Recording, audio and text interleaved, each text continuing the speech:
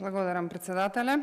Почитуван министар за внатрешни работи, почитувани колеги и пратеници, почитувана македонска јавност, почитуван колега Бочварски, се што изнесовте во вашиот говор уште еднаш потврдува дека оваа интерпелација е несериозен политички акт без суштински аргументи и обид да се закочи процесот на расчистување со криминалот и корупцијата и долгогодишната неказнивост. Свесно ги игнорирате резултатите на Министерството за внатрешни работи и министерот Панче Тошковски, кој ги постигна овие 2 години во борбата со криминалот и корупцијата, и кога системот конечно почнува да функционира, повеќе од јасно е дека најмногу вознемирени се оние кои со години профитирале од неговото нефункционирање. Зборувавте за некој изминат период, за случајни убиства и чинам како да сакавте да не подсетите на периодот кога министер за внатрешни работи беше колега кој сега седи во вашите партенички клупи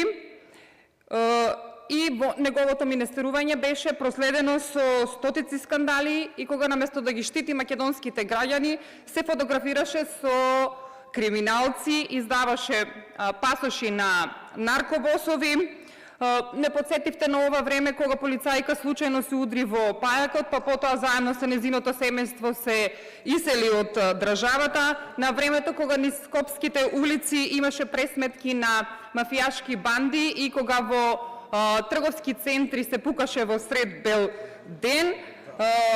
и барате одговорност. А како се утврдува одговорност? Одговорност во правна држава се утврдува врз основа на факти и докази, а не на политички конструкции.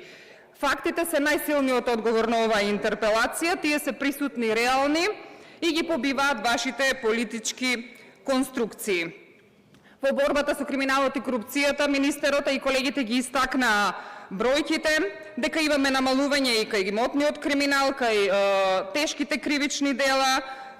заплената на кокаин е зголемена за повеќе од 300%, за Safe City зборуваа колегите, колку е успешен овој проект на кој вие дававте отпор, дека бројот на жртви е намален за 43%, за пофалба се и резултатите кои го враќаат достоинството на македонската полициска професија, набавени 120 нови службени возила,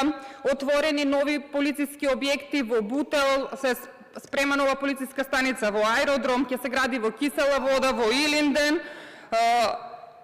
И затоа, кога зборувате за одговорност, колега, споредете ги резултатите од минатото и сегашните конкретни факти и аргументи. Македонија, конечно